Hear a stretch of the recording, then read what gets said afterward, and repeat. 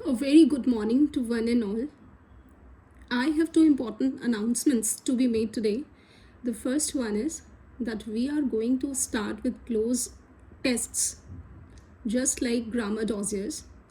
And the second one is that we are going to begin our sessions live.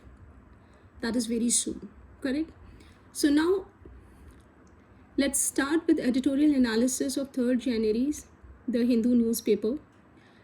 Russia's allegation that Ukraine launched a massive drone attack on Vladimir Putin's country residence in the Novgorod region marks a deeply concerning moment in the nearly 4-year-long war. Russia की ये allegations हैं, उसके blame हैं और accusation है किसके ऊपर? Ukraine के ऊपर। क्या है कि यूक्रेन ने मैसिव बड़े पैमाने पर ड्रोन अटैक किया है प्रेसिडेंट व्लादिमीर पुतिन के कंट्री रेजिडेंस जो कि नोवगोरोड रीजन में है। और ये एक बहुत ही बेहद ही चिंताजनक क्षण है 4 साल लंबे चले इस युद्ध पे। इस युद्ध को चलते हुए लगभग 4 साल हो चुके हैं और ये जो अटैक है इसकी वजह से बेहद चिंताजनक क्षण अब हो गए हैं पैदा। Moscow claims that 91 long-range drones targeted the heavily fortified protected residence in northwestern Russia. Moscow ने ये क्लेम किया है। What is Moscow? Is the capital of Russia, correct? So Moscow ने ये क्लेम किया है कि 91 लॉन्ग रेंज ड्रोन्स जिनकी बहुत लंबी दूरी थी, 91 ऐसे ड्रोन्स थे जिन्होंने फोर्टिफाइड और प्रोटेक्टेड नॉर्थ वेस्ट रीजन में रशिया के व्लादिमीर पुतिन का जो रेसिडेंस था उसको अपना निशाना बनाया, करेक्ट? हेविली फोर्टिफाइड का मतलब है जिसके अंदर इजीली पेनिट्रेट नहीं किया जा सकता। The building is so strong and fortified.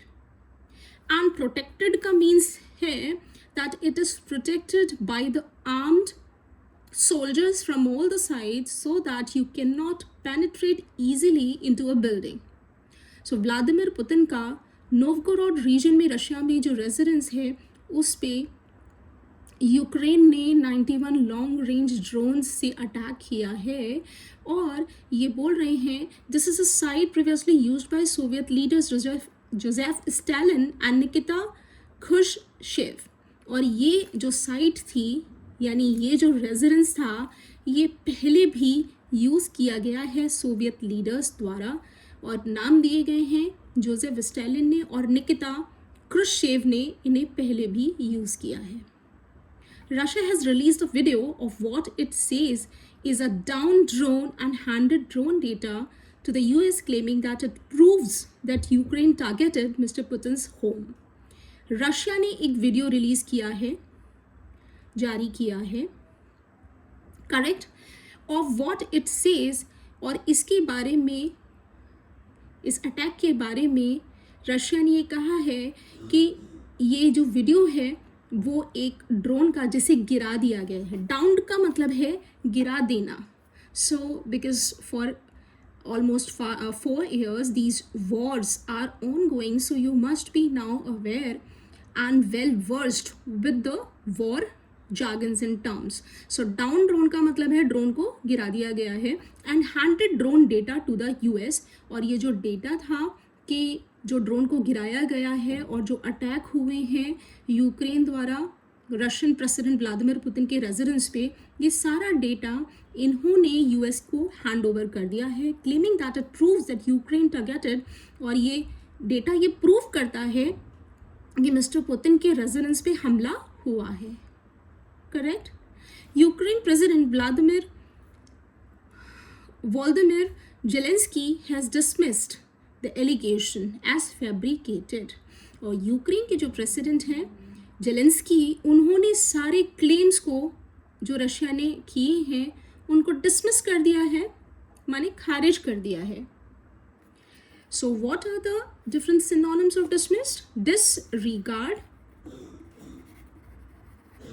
और ब्रश ऑफ। ब्रश ऑफ मतलब खारिज कर दिया है, हटा दिया है, ठीक? और क्या कहा है, द एलिगेशंस आर फैब्रिकेटेड, जो एक्यूजेशंस हमारे ऊपर लगाए गए हैं वो फैब्रिकेटेड हैं, फेक हैं. What is the meaning of fabricated? Fabricated means fake, forged, fake, forged, concocted. concocted का मतलब कोई चीज बनाई गई है. counterfeit, ठीक है. ये सारी जो एक्यूजेशंस हमारे ऊपर जो दोष लगाए गए हैं वो क्या है, वो जाली है, वो नकली है, वो झूठ है. American media have reported, American media ने ये रिपोर्ट किया है. So do remember that with media we have to use a plural verb. Media is actually a plural subject, correct. American media ने ये रिपोर्ट किया है citing CIA officials that Ukraine did not target the residents. America की media ने ये report किया है CIA का हवाला देते हुए कि यूक्रेन ने टारगेट या व्लादिमीर पुतिन के रेसिडेंट्स को टारगेट या निशाना नहीं बनाया है. तो ये जो कहा गया है, रशिया द्वारा जो क्लेम किया गया है, इसका खंडन किया है. एक्चुअली इन्होंने इसको सही नहीं बोला है कि ये सच नहीं है. यूक्रेन द्वारा रशिया के प्रेसिडेंट के रेजिडेंस पर हमला नहीं किया गया है. Got it? Now what is CIA? CIA is what? Central intelligence agency. अब ये सेंट्रल एजेंसी जो है इंटेलिजेंस एजेंसी है, इसका काम क्या है? इसका काम इंटेलिजेंस इनपुट देना है यूएस गवर्नमेंट को, करेक्ट. एंड इसको सेफ गार्ड करना है from any foreign attack. US को सेफ गार्ड करना है from any foreign attack by giving intelligence input.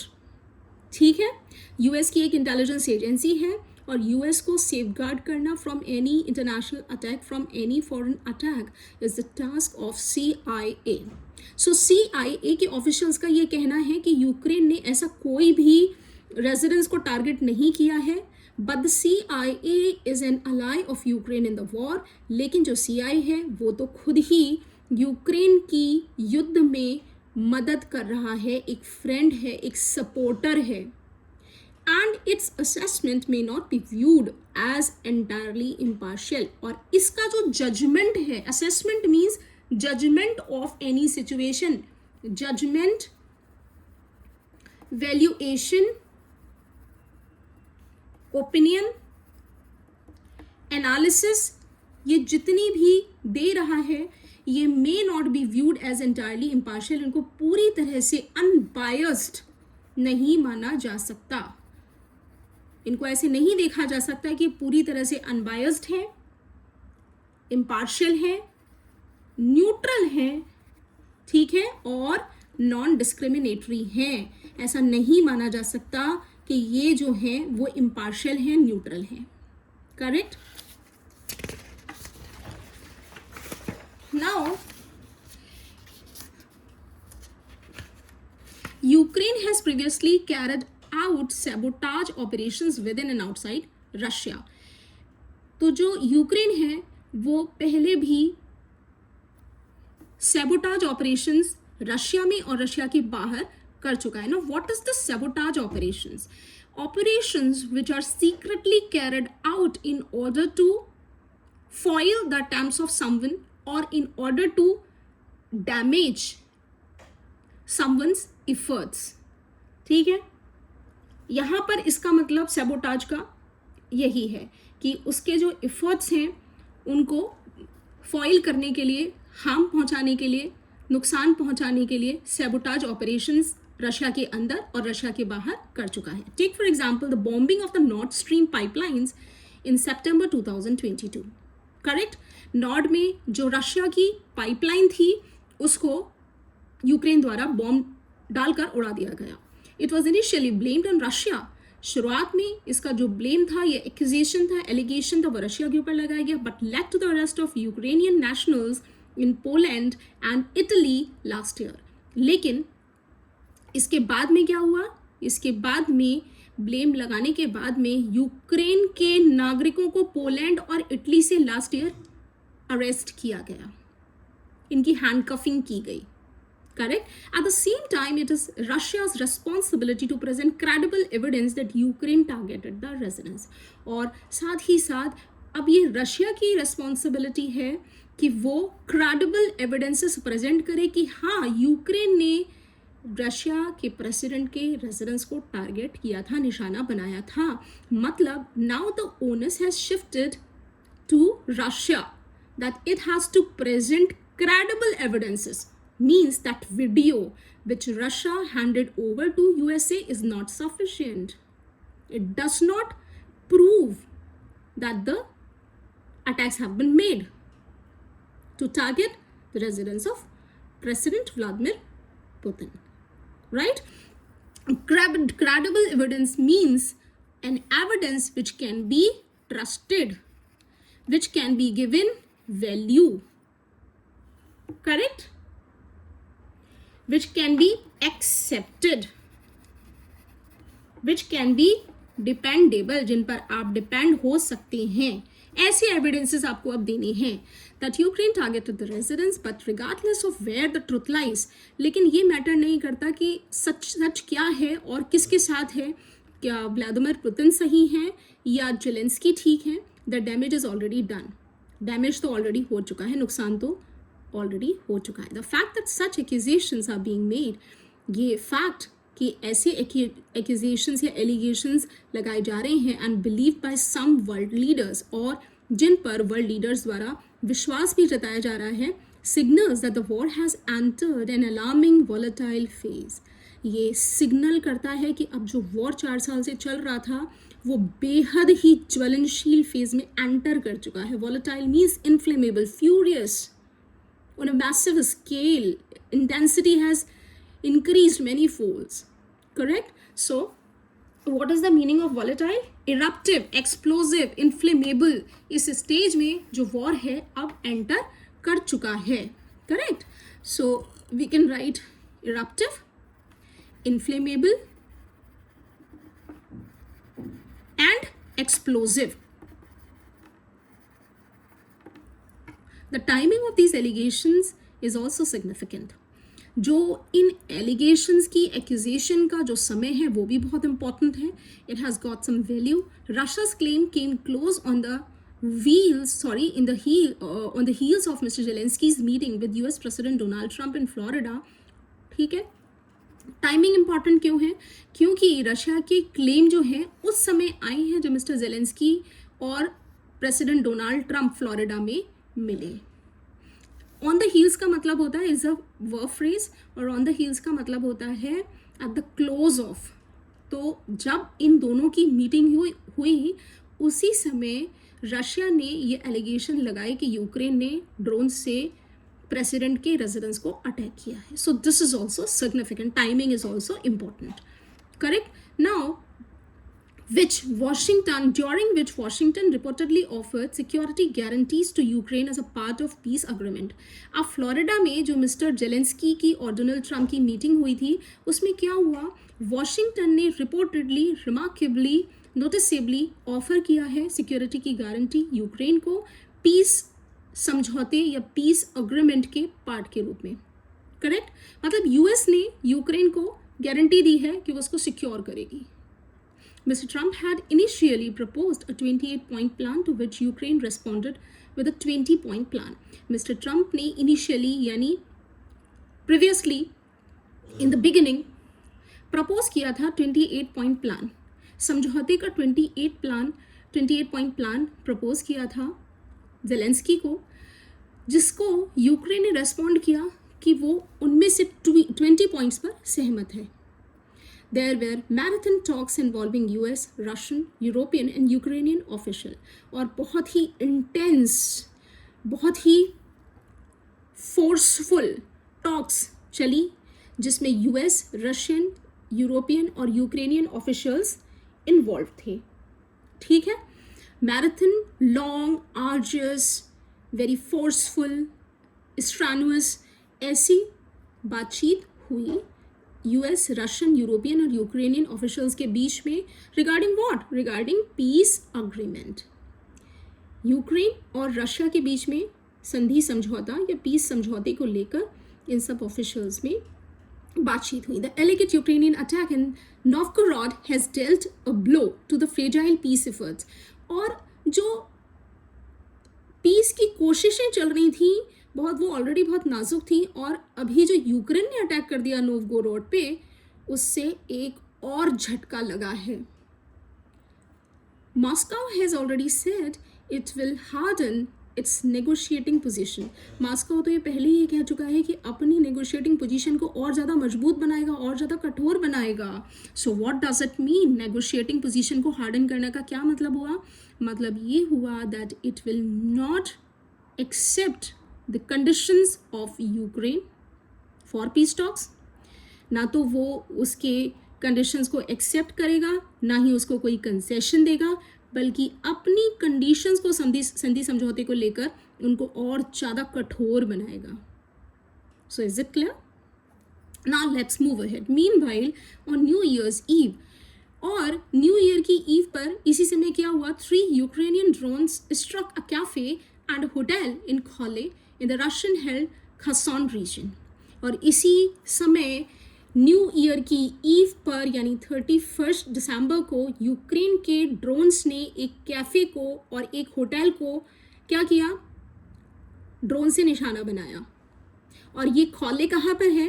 Russia द्वारा ये खरसन रीजन को गवर्न किया जाता है. इस पर इन्होंने अटैक किए.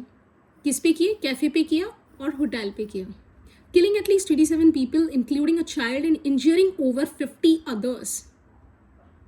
Russia has intensified its strike on Ukraine in recent months. Intensified का मतलब क्या हुआ? Escalated, और ज़्यादा बढ़ा दी हैं. The scale and the intensity, they both have been increased. Correct? So intensified means the scale and intensity, they both have been increased. The degree with which it was attacking Ukraine has been increased, और recent months में और ज़्यादा intensify हो गई हैं. Leaving the country facing severe power shortage at the peak of winter. और winter अपने peak पर है, और इस समय इतने नुकसान से क्या हुआ है कि यूक्रेन में पावर शॉर्टेज हो गई है. So you must be understanding that the hot ACs, they need power to create warmth within the residences. They are installed in the cold regions. So because of the power shortage, especially during the winter, there is a crisis like situation in Ukraine. Taken together, the escalating attacks and the controversy surrounding Mr. Putin's residence should serve as urgent reminders to all the parties that de-escalation cannot be delayed. Now, अगर हम दोनों चीज़ों को साथ में लेके चलें, किन दोनों चीज़ों को साथ में लेके चलें कि अटैक्स जो हैं वो अब और ज़्यादा इंटेंसिफाई हो गए हैं, और ज़्यादा बढ़ते जा रहे हैं, उनका स्केल अब और ज़्यादा बढ़ता जा रहा है. और दूसरा ये कंट्रोवर्सी कि मिस्टर पुतिन के रेजिडेंस पे अटैक हुआ भी था कि नहीं हुआ था. कुछ लोग कह रहे हुआ था, कुछ लोग कह रहे नहीं हुआ. This is called controversy. There is a situation that some people, specially we are given incidences of CIA and Ukraine. ये लोग कह रहे हैं कि नहीं हुआ था, और रशिया कह रहा है हुआ था, और there are certain other world leaders who believe the claim of Russia. तो ये हमें चीज़ें दी गई हैं वर्ल्ड लीडर्स का, कुछ वर्ल्ड लीडर्स का, और रशिया का ये कहना है कि अटैक हुआ था, और अमेरिका की सेंट्रल इंटेलिजेंस एजेंसी का और यूक्रेन का ये कहना है कि हमने कोई अटैक नहीं किया.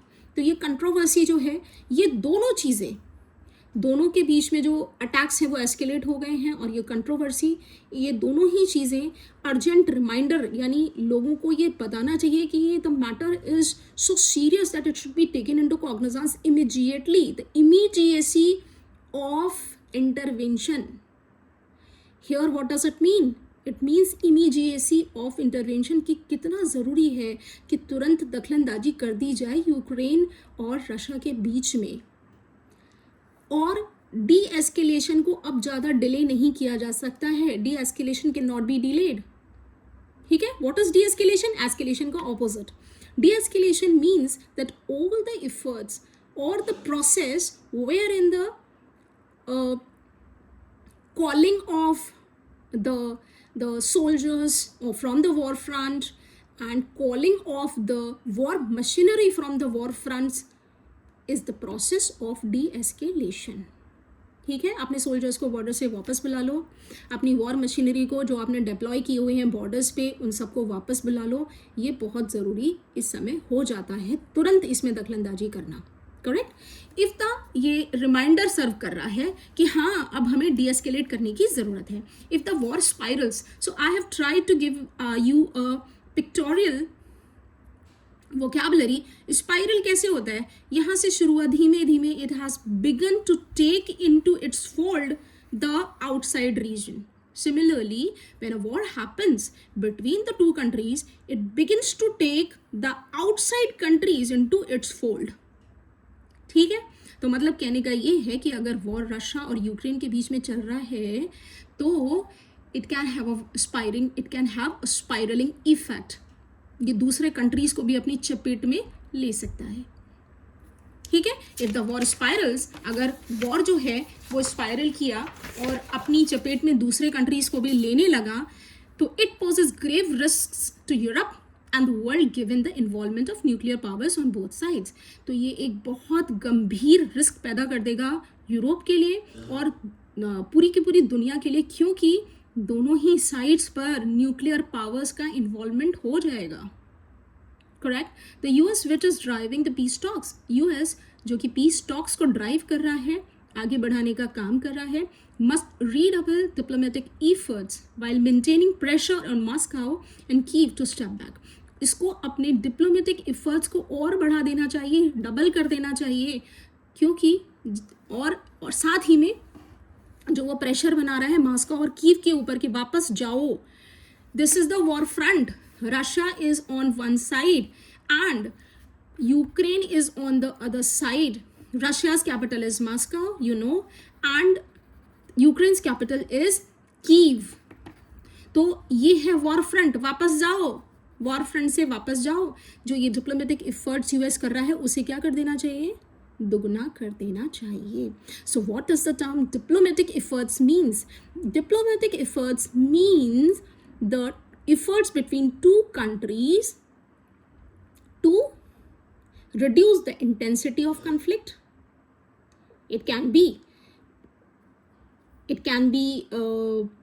one of the interests in the bilateral trades, right? It can be in the direction of reducing the tariffs that the countries have applied on each other.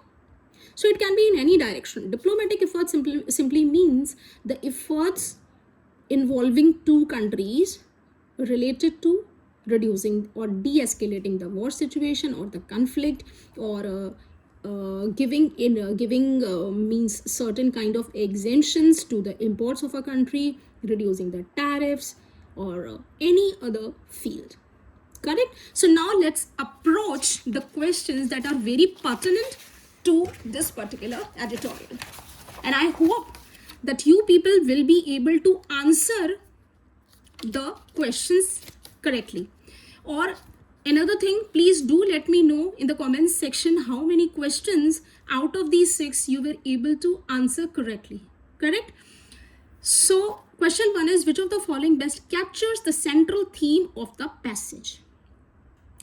Do remember, elimination technique भी उतनी ही important है जितनी selection technique है. हमें answer अगर समझ नहीं आ रहा है तो हमें एलिमिनेशन से जाना चाहिए. सिलेक्ट नहीं कर पा रहे हैं तो हमें एलिमिनेट करना चाहिए. ठीक है. So what is the first option? We have to answer to the question, which of the following best captures the central theme of the passage? A. Ukraine's growing capability to strike deep inside Russia.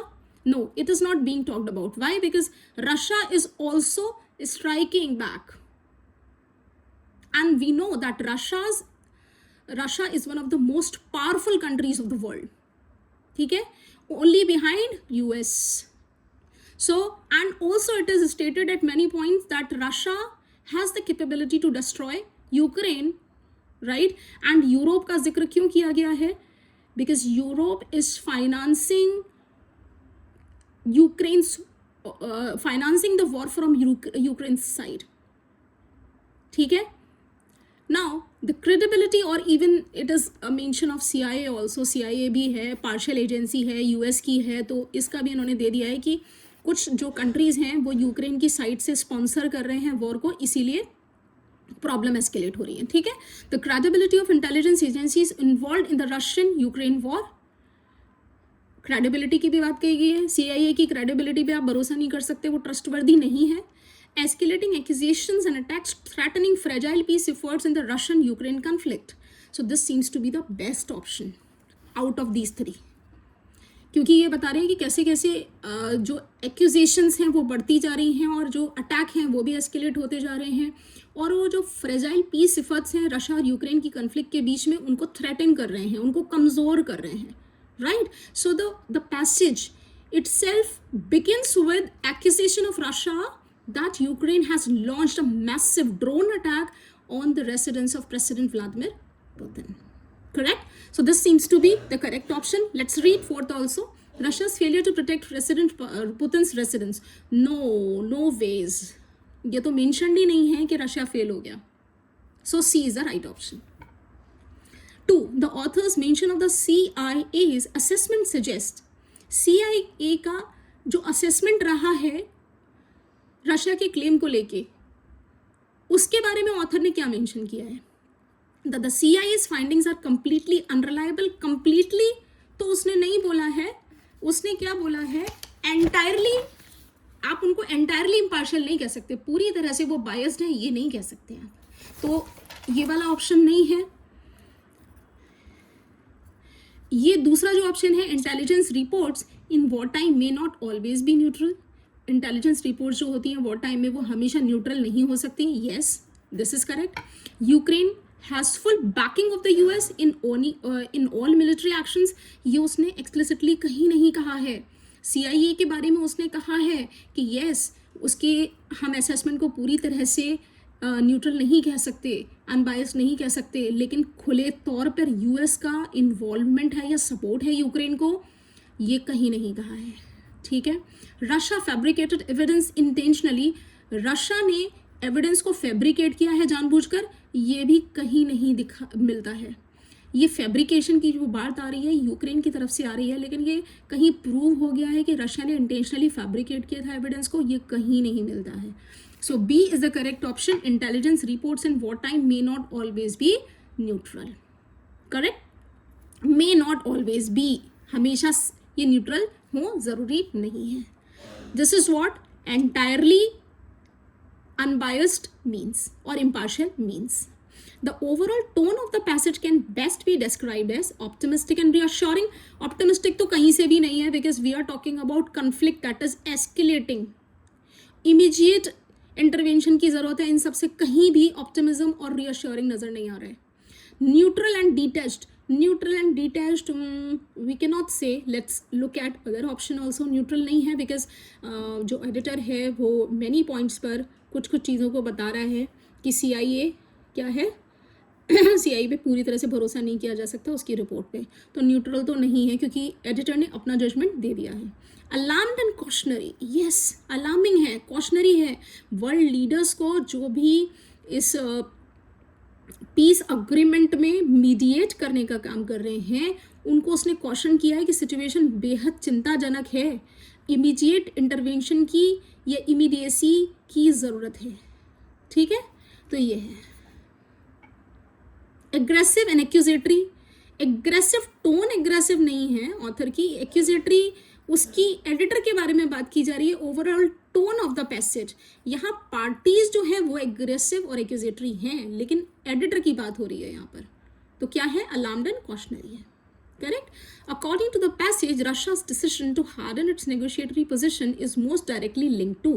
Russia का जो decision है वो किससे linked है? The failure of previous peace talks से, increase drone strikes inside Ukraine में, या the alleged Ukrainian drone attack on Putin's residence. ये किस वजह से हुआ है? इस वजह से हुआ है क्योंकि initially only we are told, we are informed that Russia ने ये पूरे मैटर को कि रशियन प्रेसिडेंट व्लादिमीर पुतिन के रेजिडेंस पर अटैक किया है यूक्रेन के 91 ड्रोन्स ने, लॉन्ग रेंज ड्रोन्स ने, इसको बहुत एग्रेसिवली ट्रीट किया है। और अब रशिया का जो डिसीजन है उसके बाद और ज़्यादा हार्ड एंड नेगोशिएटिंग पोजीशन लेने का हो गया है। ठीक है। Question number 5, which of the following reflects the author's opinion. Author की ओपिनियन क्या चीज़ रिफ्लेक्ट करती है? Ukraine is primarily responsible for escalating the conflict.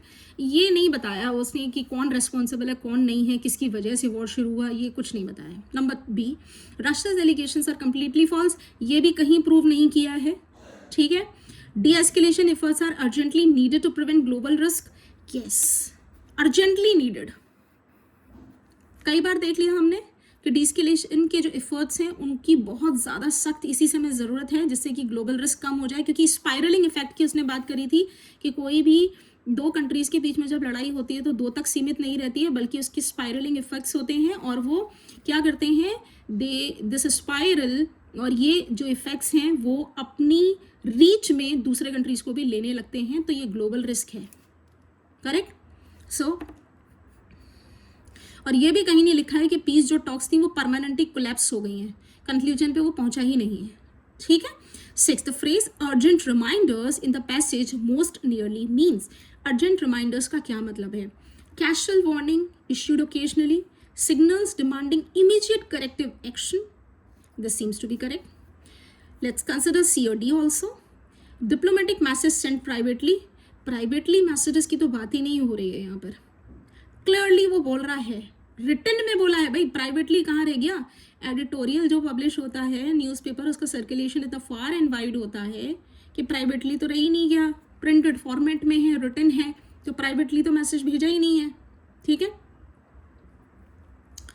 भेजा ही नहीं। और अर्जेंट रिमाइंडर्स की बात यहाँ पर किन के लिए हो रही है? वर्ल्ड लीडर्स के लिए, जो कि पीस टॉक्स में इंटरवीन कर रहे हैं, इंटरमीडिएट कर रहे हैं या मीडिएट कर रहे हैं, उनके लिए अर्जेंट रिमाइंडर्स की बात हो रही है। ठीक है।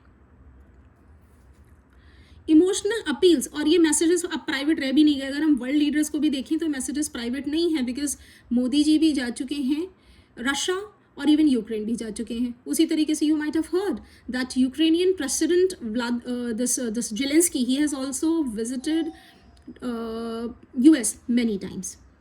ठीक है, इसमें पैसेज में भी बताया है। Now the phrase urgent reminders, अब आपका कौन सा आंसर होगा? Signals demanding immediate corrective action. So this is how we have to understand and analyze the passage, and we have to answer the question. So this is all for the day. Thank you very much.